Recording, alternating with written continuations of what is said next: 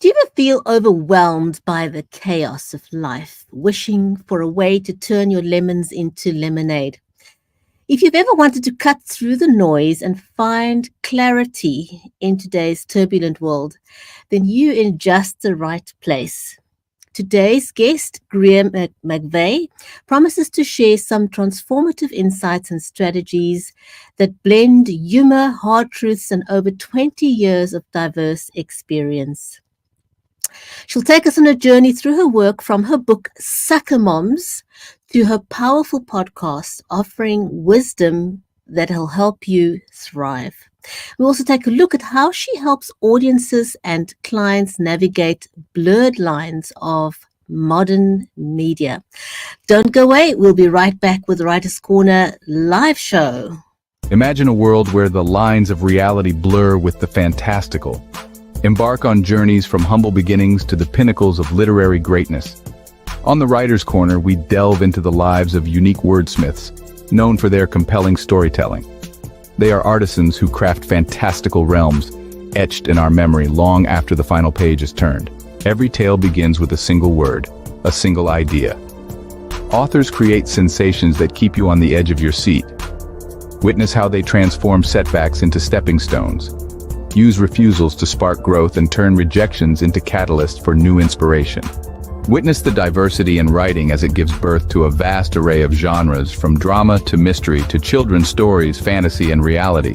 Join us as we uncover sources of inspiration and the magic that defines the author's craft. Find out how authors breathe life into their characters and meticulously craft narratives and plots that captivate readers. Get a sneak peek into upcoming works and join us as we celebrate literary greatness only on the Writer's Corner. We don't just celebrate best-selling Amazon and New York Times authors, but also indie authors. Join us on the journey from the birth of a tale to the creation of a masterpiece, only on the Writer's Corner live show. Stay tuned. If you've just joined us, then welcome to the Writer's Corner live show. And if you're not yet following us on social media, please do, because that way you'll get notified the next time we go live. If you haven't met me yet, I'm Bridgetti Lim Banda from Cape Town in South Africa. And in today's show, Mary and I talk to Greer McVay. Our live stream is made possible by Creative Edge, StreamYard, and BeLive Media. But before we invite Greer to come and join us, I want to say hello to my friend and co-host, Mary Elizabeth Jackson. And if you haven't yet met Mary, Mary is a multiple #1 Amazon best-selling author herself. She's a certified special needs and disability advocate dedicated to empowering underrepresented voices through her writing and her advocacy. She's also a speaker, educator, ghostwriter, and songwriter. Mary, how are you today? I'm very well, and excited to be here today with you. And I'm an author. She's first-time one for us, isn't she? Yes, she is. And, you know, we've interviewed over 300 authors, and I'm very excited to talk to Greer because she's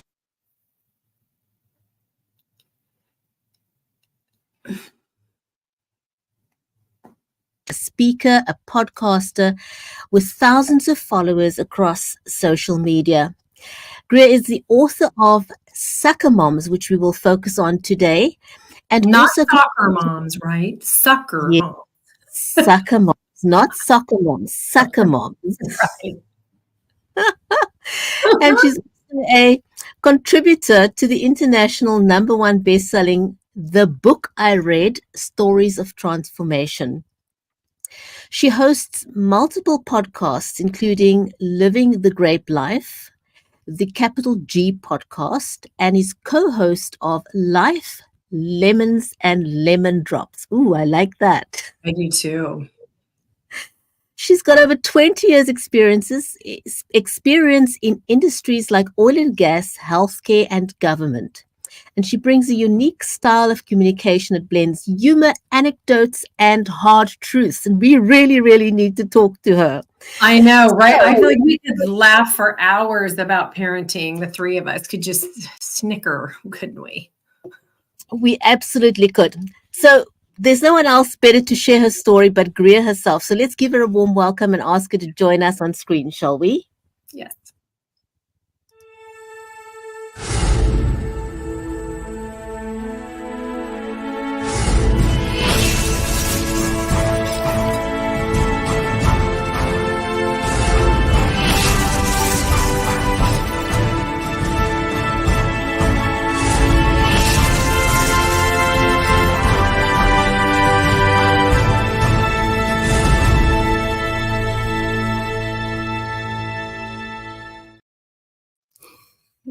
Hi, how are you? Good morning, ladies. I love that introduction. I know, don't you feel That's so amazing. you just feel so special, don't you? Yes, we're so excited to have you, and we're going to dive right in because there's so much to talk to you about. I just really feel like the three of us could get a giggle going on about parenting and like all the things we've experienced and all the "are you flipping kidding me" experiences, and like how do we handle that because we don't get a book, right? There's no one who gives us the book. I always say this, and it says page 56 on July 5th, blah blah. You're going to hit that. You're going to have this happen. Your kid's going to say this, and this is how you should respond. Wouldn't that be nice? It would be nice if we knew, if we just had not only an instruction manual, sort of, how they, there was the book, What to Expect When You're Expecting. Yeah. I don't know that we have what to expect when your child is 13 or talks because they all have different things. So it's like, I think you could do a guideline, but then it just like veer off because you've got, kids just don't fit the mold. They've got their own drum they're beating too. But we want to jump right in because your work often blends humor with hard truths, which Bridgetti and I are all about that, right? Because like I said, you either laugh or die in life. So can you share a moment in your life when humor played a crucial role in navigating a difficult situation? And sometimes I think humor slips out in situations and it really shouldn't, but it's like a reaction, right? It is. And as they say, laughter is the best medicine, right? So sometimes you find yourself in odd situations where you just, the path forward isn't all that clear. And the best that you can do, or I believe the best you can do, is just one day at a time. Just move forward the best you can and hope for the best. And as they say, don't sweat the small stuff. And it's all small stuff. So in other words, don't sweat anything. And I've gone through a whole series. I mean, I'm working on a book now, sort of my memoir, which feels a little odd to me because who am I to write about my life? But I've been told if only one person benefits from it, from your story, then it will have been worth it. So I'm working on that. But a few years back, when my son was a little guy, maybe 3 or maybe 4 or 5, I lost my job, and I'm a single mom. And I think one of the hardest things I've ever had to do was navigate trying to raise a child, maintain a household, pay the mortgage, and do all the things, and then not have a job. Fortunately, when I lost my job, I had, a fair amount of savings and resources. So it wasn't impossible to do initially, but it got progressively worse as I looked for a job. But part of what I did was, again, each day, just sort of laugh at it, just look at the humor in it. And that's when I first started writing Sucker Moms. I wasn't working, but I do communications for a living. And I thought, well, if I can write for someone else, or if I can communicate professionally, then, then I can write a book. If I could write for big oil and gas company, and I worked for a couple of big, Fortune 5 companies, as well as some nonprofits, and subsequently I've worked in government. So I've sort of run the gamut. But why can't I consult? Why can't I write? Why can't I do whatever for myself?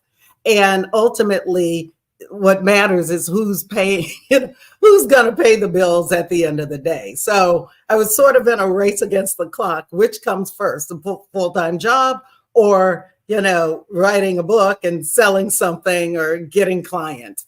And, but again, as I started to write Sucker Moms, I realized part of my challenge was that I didn't have maybe the discipline that I needed while I wasn't working and didn't have new income.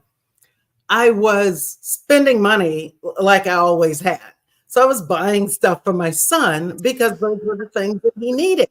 And at some point I realized that I was a sucker for like falling for the marketing and doing some of the things that I was doing that supposedly were for his developmental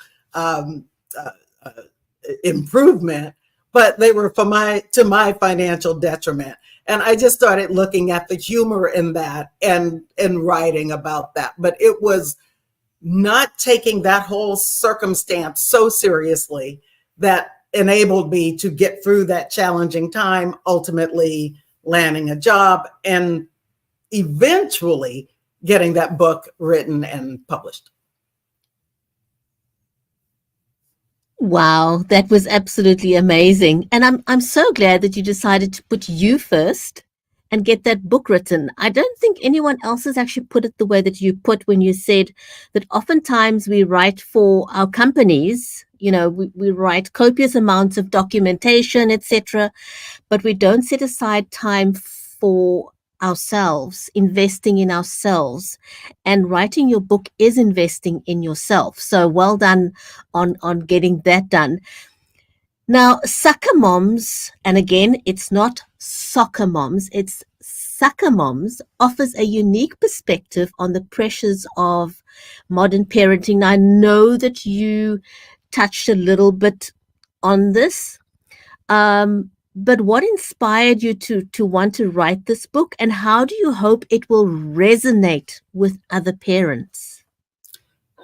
I initially wrote one day I was sitting at home, my son was not there, and I heard some noise coming out of his bedroom, which obviously startled me. But I went in, which sounds like maybe the beginning of a horror story, but I went into his room to see what the noise was, and it was one of his toys that had a microchip. It was some sort of a robot or something like that. And it was effectively playing by itself. And that was a wake-up call for me. That moment where I thought his toys will play with or without him. And that was before, where we are right now with AI. But, the technology's obviously been coming for decades. So anyway, I realized that toys that can play by them with or without my son, right, are probably not the healthiest. And part of what I would want for my child, and I assume other people as well would want for their children, but part of what I'm looking for was the development, right? The hand-eye coordination, the motor skills, the imaginative play, all those kinds of things that in an early childhood development sense, or the experts say that's what's important. And having toys or computers and games that will essentially rob your child of that are probably not the healthiest. That doesn't mean there's no place for them, but those are probably the things that are not going to help your child develop those skills within themselves. So I made a commitment to not providing him any more of those toys and games. And I realized it was almost like I had to go cold turkey, but I realized how addicted to the marketing I am. And I do marketing communications for a living, but I realized how susceptible I am to everything that will come along. It's like, oh, this will help their neurological skills, and this will help. But when you get the kid the toy, you bring the box and they open the box and then they play with they throw the toy aside, they play with the box, right? Or they play with a spoon with the pots and the pans. And those are the things actually that help the kids. So I decided that I was going to stop buying some of those things and spend a little more time and attention. One, just giving him time and attention and getting down on the floor and playing with him and doing some of the things, but making more fun of flashcards or other card games and things that maybe required him to count or add or match things or whatever. And I found that in time, and it wasn't a long time, but in time, he actually really learned to not only appreciate those games and toys, but he really started to learn how to entertain himself a little better, a little more than just being entertained by the things that I would buy him that ultimately weren't doing him the greatest good. I will say that when I first wrote my book, you ask sort of what I want people to get out of it. It really is just my experience, right? I have done the best that I could with what I had. And I had a lot, but I just did the best I could with what I had. And when I first wrote my book, I had a book signing event. And I was at this event and a man came, people are coming and they're buying the book and they're excited to be supportive. And this one man came up to me and he sort of chastised me and said, "What is your expertise that warrants you writing a book about parenting?" So essentially how I took it was, who are you? Are you some sort of child development expert? And I just said, well, my expertise is that I'm a mom and I'm doing the job. And, I don't have the formal knowledge, but I'm doing the job. And I think I can speak to it as well as most experts, but I absolutely can speak to my own experience better than anyone. And at the end of the day, that is what Sucker Moms is about. It's about my experience. And I hope that other people have similar experiences. And just talking to the two of you briefly, I get the feeling that you do. So I just want people to just maybe give themselves a little bit of a break, show themselves some grace, know they're doing the best they can. Yes, you can improve, you can change, you can stop on a dime and do things differently.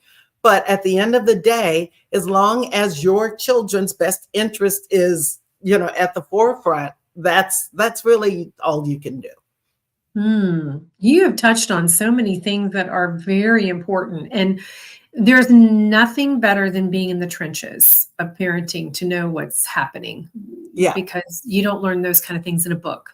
Like we talked about, there is no book to tell us at 13 or 14 or 10 or 11 or 5, this is how your child's going to act. And this is what you need to do about it. So we're in warfare, right? I have friends, we talk about PTSD parenting that goes on for so many of us, right? But nobody talks about these things. So, and yes, we do the best that we can with what we have, and none of us are perfect. So we just hope our children can go out into the world and be, amazing and empowered in their own right. And I think that makes the mom happy. Right. Yeah. But that makes the mom very happy to see sort of the fruits of your labor, so to speak. They learned one thing from me. I've said it a million times, but they learned one thing, right? So you have talked about, you have lots of different experiences and lots of different things that have shaped who you are and the different professions that you've had, along with parenting. Parenting is a profession. And, how has your approach to communication evolved, especially in today's fast-paced media landscape, like you talked about AI, because that is the unknown, sort of like a black hole out in space, right? Over the years, and without dating myself, I come from a time when we had mimeograph machines, right? So, but over the years, communication strategies, or I won't even say strategies, but the tools that we use have changed. But what we're communicating hasn't really changed, right? So now things are much faster, and that's good and bad, right? One of the great things is that you can get information out there. You can find information. I often say to my child or anyone younger than me, I wish I had Google when I was when I was growing up, right? We had Encyclopedia Britannica, 26 volumes, or, we just didn't have this information at our fingertips. And I cannot imagine not passing a class or struggling. I just can't even imagine it with all the information that's just right there waiting for you. And with AI, when you can just say, hey, write me a term paper. Not that I would suggest that to anyone. But the downside of that is a lot of times in our haste to get the information out, to be the first, to be the breaking news, we get information wrong. We forward things, texts and news stories and things that are not accurate, that we haven't properly vetted. So, it has its downsides. The things that I have written are all nonfiction or fact-based. And I don't, maybe someday I'll try my hand at fiction writing. But when you're doing things that are fact-based, it's important to get the facts right.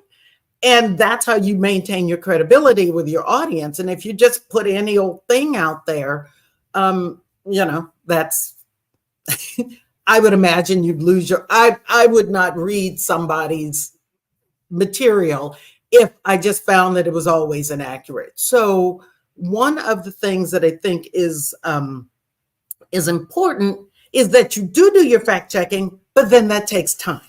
And sometimes your time is also taken by other priorities, which then becomes a problem. As I do like my blogging and my podcasting, I also have a day job. And then I have a child now who's an adult. He recently graduated from college, but moved back home. So I'm still mothering. I'm still actively mothering. As much as he thinks he's grown and doesn't need me, he is still in my house and, needs my support. So when you're juggling all the things, but you've got time constraints, but you've got deadlines, and you've got, it just really becomes challenging. So one of the things that I've had to work on is really being, one, just very realistic about what I can and cannot do and showing myself that grace, but being disciplined, and I'm not as good as I should be, but being disciplined about what I write, what I do, and when I do it.